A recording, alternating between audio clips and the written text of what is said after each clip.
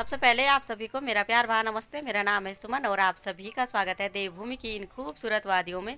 तो अभी सुबह के करीब 11:30 बजे का टाइम हो चुका है और आज के दिन की शुरुआत भी हो गई है। तो अभी सीमा और मेरी भी तैयारी हो गई है अपने खेतों में जाने की। तो आज बहुत ज़्यादा देर हो गई है तो अब चलते हैं जल्दी जल्दी से। और इधर से दादी जी बैठे की हैं, लेकिन आज दादी जी का स्वास्थ्य बिल्कुल ख़राब हो गया है। सर दर्द, बदन दर्द और घुटनों में दर्द हो गया है। वैसे तो मैंने दादी को कहा था कि दादी हॉस्पिटल चलते हैं, लेकिन दादी मना करी है कि दादी बोले कि एक चक्कर गोबर का ले जाओ, फिर उसके बाद जल्दी से आना, फिर जाएंगे हॉस्पिटल। तो चलते हैं एक बार खेतों में ही चलते हैं। और इधर से मेरी छोटी वाली जी बैठे की है अपनी नातनी के साथ, मज़े से धूप सेक रही है ना, आराम से ठाड़ में है तुम्हारे के हैं। अच्छा, तो अब मैं और सीमा चलते हैं। बाकी मौसम की बात की जाए तो मौसम भी काफ़ी सुहावना हो रखा है, अच्छी से तेज़ धूप खिली हुई है और इसी के साथ पहाड़ों पे भी हल्की हल्की सी धुंध छाई हुई है। और इधर से मेरी जेठानी जी की गौशाला की छत पड़ी है। तो जेठानी जी को आपने बहुत बार मेरे ब्लॉग में देखा होगा। तो आज जेठानी जी की गौशाला की छत पड़ी है तो मोहल्ले के ही सब लोग आ रखे हैं मदद करने के लिए। तो पहाड़ों में ज़्यादातर यही होता है कि सब मिलजुल के काम करते हैं।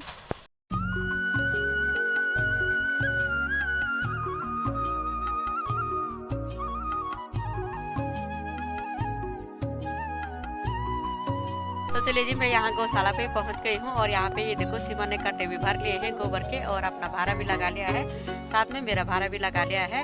तो अब चलते हैं।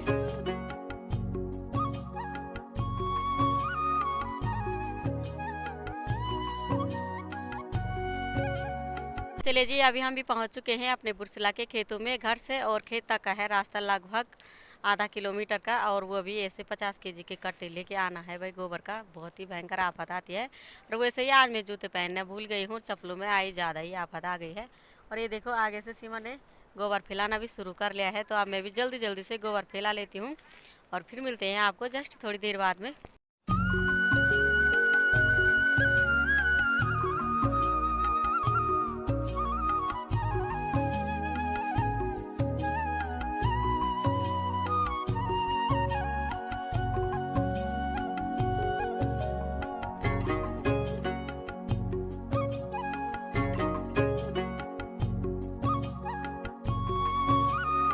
तो चलिए जी, हमने भी गोबर को फैला के डाल दिया है और आधे खेत में गोबर भी पूरा हो गया है। तो खेत के उस साइड से भी हमने गोबर को फैला के डाल रखा है और थोड़ा सा ये यहाँ बीच में है।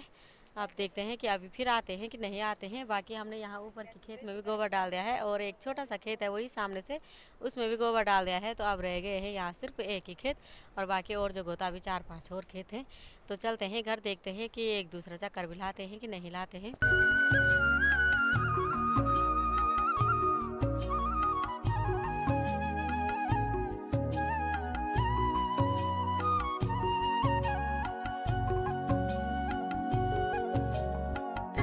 तो चले जी, एक चक्कर गोबर डालने के बाद हम आ गए हैं घर पे और देवरानी बोली है कि खटाई बनानी है और इसने ये देखो नमक भी पीस लिया है। कर रखा है पहले से। अच्छा, अब सिर्फ हमको माल्टे निकालने हैं और 2-4 यहीं से नारंगी भी निकालने हैं भाई, है ना। और यहाँ पे दादी जी बैठ रखे हैं। दादी जी बोले हैं कि अभी मेरा स्वास्थ्य थोड़ा सा ठीक है, दवाई के लिए नहीं जाना है। तो देखते हैं फिर भी क्या होता है। तो पहले एक बार खटाई बना लेते हैं।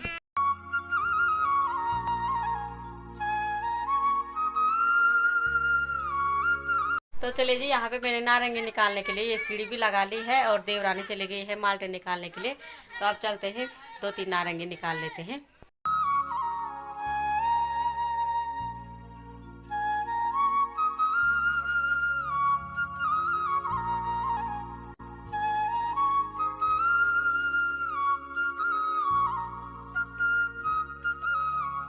तो अभी माल्टे और नारंगी लेके मैं और देवरानी यहाँ ऊपर छत पे पहुँच गए हैं। तो पहले एक बार आप माल्टों को छील लेते हैं, फिर उसके बाद खटाई बना लेते हैं।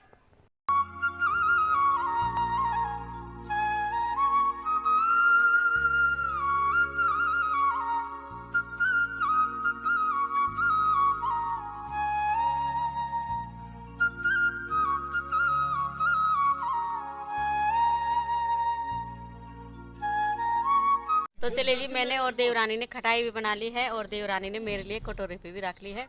और खटाई खाने के लिए हमारे जी भी पहुँच चुके हैं और बोले कि मेरा पेट खराब हो जाएगा। देर हो गई। जवाबदार हम रहेंगे, खाएंगे तुम, जवाबदार हम रहेंगे। दवाई ये लेके आएंगे। और ये देखो खाने लग गई है भाई। अच्छा मस्त टेस्टी बिल्कुल है ना। तो मैं भी अच्छा तो ठीक है, आप पहले एक बार खटाई खा लेते हैं और मिलते हैं आपको जस्ट थोड़ी देर बाद में।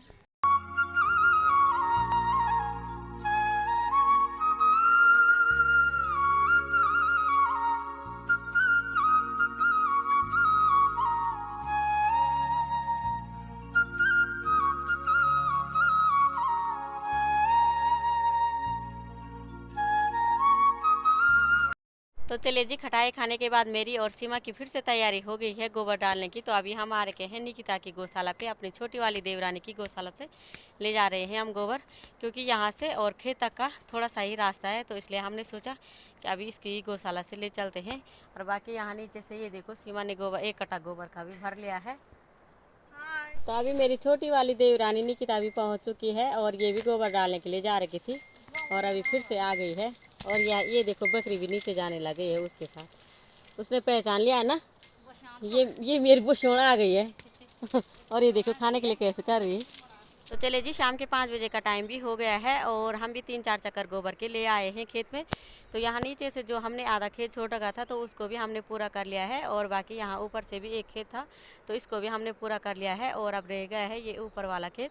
तो सीमा जा रखी है अभी सामने आगे रेखा की गौशाला पे गोबर लाने के लिए। वैसे तो मैंने रेखा को बोला था कि 2 कट्टे गोबर के देना, तो वो मना कर रही है कि वो बोले है कि मेरी एक ही गाय है, मेरी गौशाला पे ज़्यादा गोबर नहीं है, एक कट्टा ले जाओ। देखते हैं कि 1 कट्टे गोबर में ये ऊपर वाला खेत पूरा होता है कि नहीं होता है।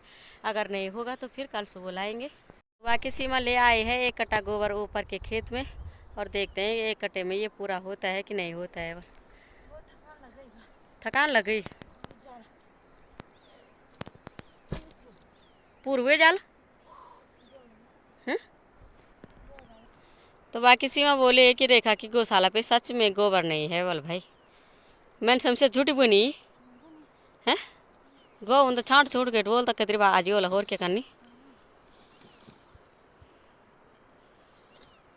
तो चले जी, सीमा ने इस वाले खेत में भी गोबर फैला लिया है और वो चली गई है नीचे। तो आप चलते हैं घर। वैसे तो उतना ज़्यादा हुआ नहीं, थोड़ा बहुत ही हुआ, देखते हैं फिर कल परसों लाएंगे। तो अभी चलते ले जी, शाम के 5:45 बजे का टाइम भी हो चुका है और हम भी खेत से गौशाला तक आ गए हैं। और ये देखो आते आते पूरा अंधेरा भी हो चुका है। तो बाकी मैंने गौशाला पे भी जो शाम का कार्य होता है दूध गिरा निकालने का, तो वो काम भी निपटा लिया है। और ये देखो पूरा अंधेरा भी हो गया है। तो दोस्तों क्या ही बोले भाई, सुबह से आफत आ गई है गोबर डाल के। आज तो इतनी भयंकर आफत आ गई कि क्या ही बोले। तो अब चलते हैं घर। तो घर जाने से पहले आज की वीडियो को यहीं पे क्लोज करते हैं। उम्मीद करती हूँ कि आपको ये वीडियो पसंद आई होगी। वीडियो पसंद आए तो वीडियो को लाइक करना, कमेंट करना और अपने दोस्तों के साथ शेयर करना। मैं सुमन मिलती हूँ आपको अपनी अगली नई वीडियो में। तब तक के लिए जय देवभूमि उत्तराखंड।